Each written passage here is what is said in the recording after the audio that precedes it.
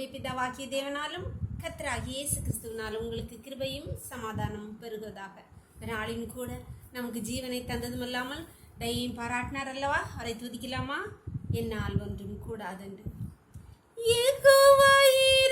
எல்லாம் பார்த்து கொள்வார், தேவையை நிறைவாக்குவார், கண்ணீரை துருத்தி எடுத்து வைத்து ஏற்றதை பலன் தருவார், அந்நாளை கழிப்பாய் மாற்றினவர் என்னையும் மாற்றிடுவார், அந்நாளை கழிப்பாய் மாற்றினவர் என்னையும் மாற்றிடுவார்.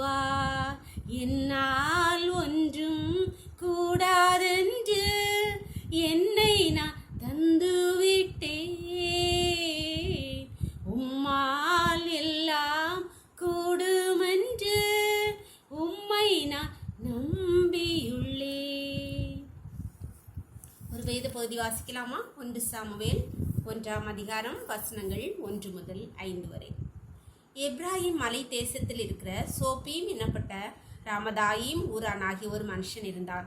அவனுக்கு எல்கானா என்று பேர். அவன் எப்ராஹிமின் ஆகிய சூப்புக்கு பிறந்த தோகுவின் குமாரனாகிய எலுகுவின் மகனான எரோகாமின் புத்திரன். அவனுக்கு 2 மனைவிகள் இருந்தார்கள். ஒருத்தி பேர் அன்னாள், மற்றவள் பேர் பெண்ணினாள். பெண்ணினாளுக்கு பிள்ளைகள் இருந்தார்கள், அன்னாளுக்கோ பிள்ளை இல்லை.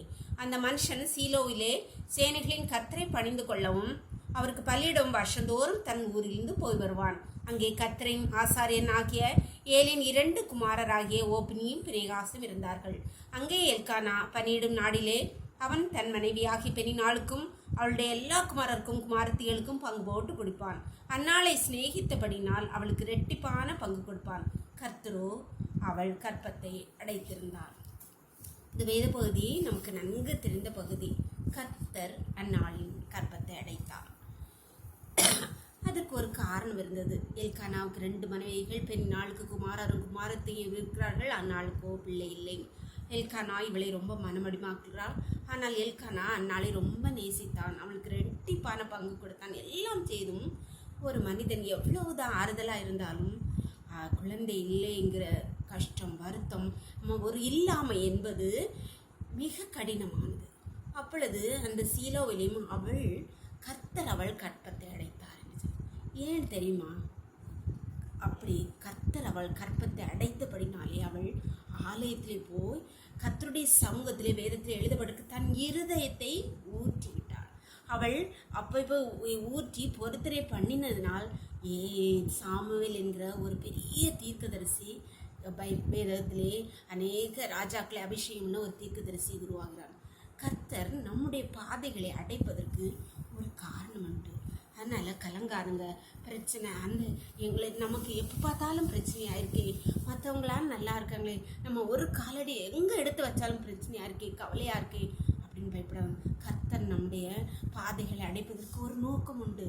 அதனால் கர்த்தர் நமக்கு ஒரு அந்நாளுக்கு ஒரு சாமுவேலை கொடுத்து அவள் கண்ணீரை களிப்பாய் மாற்றுறது போல நமக்கு ஒரு திட்டம் வச்சிருப்பார். அந்த திட்டத்தை நிறைவேற்றும்படியாய் கர்த்தரிடம் ஜெபம் பண்ணலாமா?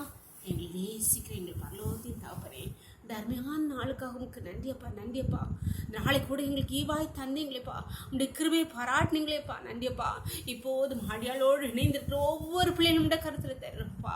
ஒவ்வொருடைய பிள்ளைகளுடைய வாழ்க்கையில் இருக்கிற பிரச்சனைகள், பலவீனங்கள், நெருக்கங்கள், ஆண்டவரே அப்பா, ஹல்லேலூயா, ஸ்தோத்திரம், தடைகள் அப்பா உங்களுடைய கருத்தில் ஒவ்வொரு தருகிறோம்ப்பா.